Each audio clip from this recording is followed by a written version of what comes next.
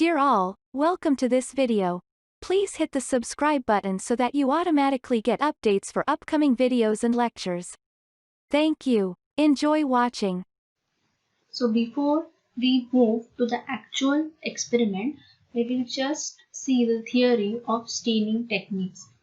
So how a stain is made up of, or what are the components of stain. So basically a stain is composed of two components. First is the chromogen and second is the oxochrome. Now this chromogen is the colored compound, but single chromogen cannot be called as stain. It requires oxochrome to get converted into stain. Now what is this oxochrome? Oxochrome is a chemical compound which has the property of ionizing the chromogen, and it allows the chromogen to bind to the fiber or tissues. Thus, the presence of oxochrome is very important for a chromogen to become a stain. Now this chromogen, it is composed of two components. First is the benzene and second is the chromophore. Now benzene is an organic colorless solvent, whereas chromophore is a chemical group that imparts color to the benzene. Like for example, in case of aniline, if aniline is a colored chromogen, then in that case the benzene ring will be your colorless solvent and the NH2 amino group present at the 1 position is the chromophore, which is imparting color to the compound. Now we will see the staining techniques. Now staining techniques are basically classified into two types: simple staining and differential staining. In simple staining, we use only a single stain or a single dye, whereas in differential staining, we use two or more stains. Now the simple staining is again divided into two groups, that is monochrome staining and negative staining. Monochrome staining is the staining where the background appears bright and the bacteria gets stained, whereas in negative staining the background is dark and your cells become colorless. Now in case of differential staining, it contains again different types of staining like gram staining, acid-fast staining and visualization of structures. So in gram staining, the bacteria can be differentiated into gram-positive and gram-negative bacteria depending upon the type of stain it retains. The gram-positive bacteria appears purple in color, whereas gram-negative bacteria appears pink in color.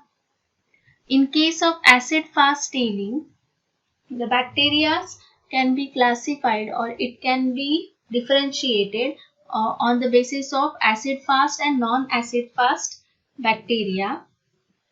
The acid-fast bacteria appears pink in color and non-acid-fast bacteria appears yellow in color. And you can visualize different structural components of the bacteria. So instead of staining the whole bacteria, a particular structure can be stained and it can be visualized under microscope. It usually includes flagella staining, capsule staining, spore staining and cell wall staining. So when you go for these techniques, only the flagella, capsule, spore and cell wall will be visualized. So you can see the structure and morphology of those particular components. So now what are the requirements for monochrome staining? First is the bacterial suspension. So whatever bacteria you have to observe under microscope, you have to prepare its suspension in saline solution and keep it ready. Then you will require a glass slide, a nichrome wire loop, marker, crystal violet stain and microscope. Now what is the principle behind monochrome staining? Now the cell surface is usually acidic in nature due to the presence of carboxylic group. Now the cell wall is made up of proteins and lipopolysaccharides and peptidoglycans. Now if it is made up of peptidoglycans, obviously proteins will be present. Proteins contain amino acids An amino acid contains both amino group and carboxyl group. The carboxyl group are oriented outwards, and when they ionize, COO minus, that is negative charge, is developed on the cell surface. The basic dyes which we use in monochrome staining, they carry a positive charge. So when the dye ionizes, the positive part of the stain, it combines with the negative charge of the carboxyl group and thus stains the cell surface. Now here you can see the surface of the bacteria is negatively charged and the Na plus molecules are observed due to the sodium chloride solution which is present in the bacterial suspension. So when it is combined with methylene blue chloride, which is another example of basic stain, then it will ionize into Mb plus and Cl minus. This methylene blue, which carries a positive charge, will be retained on the surface of the bacteria and NaCl will be removed. That is, the sodium molecules will be removed. And thus the bacteria will retain the stain and appear colored, that is blue color in case of this stain. Next, what is the procedure involved in this process? First is you have to clean the slide. You have to clean the slide with water and then with a disinfectant solution like alcohol. So in order to remove any microbes which are present on the cells on the glass slide surface. Then second thing is preparation of smear. So before you prepare a smear, you have to mark the area with the help of marker and the middle of the slide so that you will come to know where the smear has been placed. Then you have to prepare the broth culture. If you are using the bacteria from the broth culture, then you will have to first prepare the bacterial suspension. So for that purpose, you will introduce the nichrome wire loop on the flame and sterilize it. After sterilizing the nichrome wire, then you will put it in the broth culture which contains the bacteria. Then you will transfer that bacteria into a saline solution and keep the inoculum ready. In case of solid media is available containing the bacteria, same procedure has to be repeated and small amount of the bacteria culture media is to be transferred into the fresh saline solution and the inoculum is to be kept ready. After this inoculum is ready, you will introduce the nichrome wire loop, sterilized nichrome wire loop into the inoculum tube and transfer that inoculum on the glass slide and under the marked area, and you will spread it inside that marked area. Once you spread it, allow it to dry and then heat fix it. Fixation of smear is very important because what you will be doing is after addition of stain, you will wait for 2 to 3 minutes and then you will wash off the excess stain. So care has to be taken that while washing off the stain, the smear is not washed away. So in order to prevent the washing of the smear, you have to heat fix this.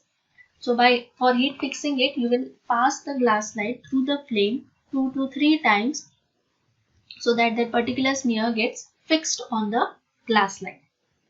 After fixation of the smear, you will add 2 to 3 drops of the crystal violet solution and allow it to dry.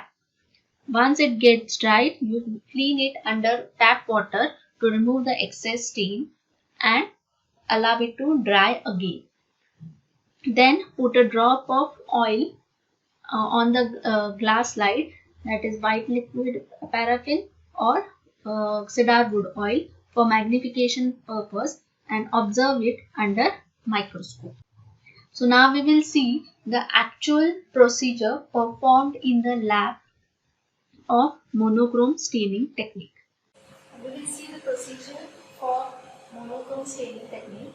So first of all, I have cleaned this particular area where we will be performing this experiment with the help of disinfectant, that is alcohol. It is necessary to clean the whole area and disinfect it in order to prevent microbial contamination. And we will be performing this practical in a place between the two burners. The reason behind performing this practical between two burners is you can prevent contamination of bacteria. All the bacteria which are present in the environment or in air, those will be prevented. So this is our slide. Now on the slide you can see we have marked the area where we will be taking the inoculum. And what is inoculum? Inoculum is a bacterial suspension. Inoculum is a bacterial suspension. So here we have prepared this inoculum. So what we will be doing is we will be taking this nichrome wire loop. This is known as a nichrome wire loop, which is used for inoculation purpose. So first we will have to disinfect this wire loop. So we will be disinfecting it by placing it in the burner for say 30 seconds till it becomes red hot. So all the microbes which are present on this wire loop will get killed. Here you can see that the tip is turning red hot.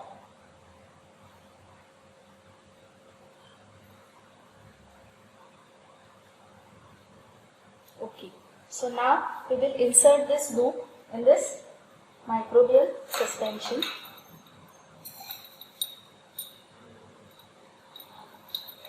And we will place the drop in the area marked over here. We will spread it so that thick smear is avoided. Once you do this, you will heat fix it.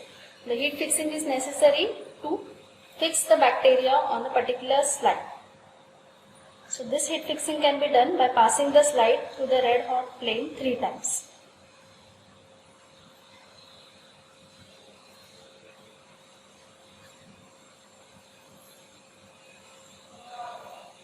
Now you can see it is completely fixed.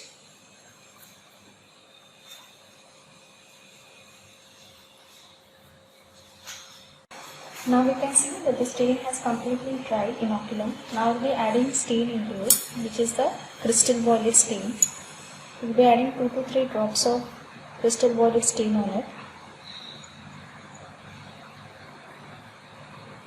And allow it to dry for 1 minute.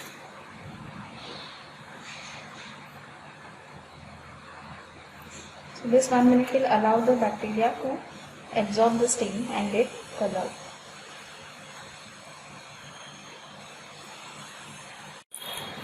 So after 1 minute, we will wash off the excess stain.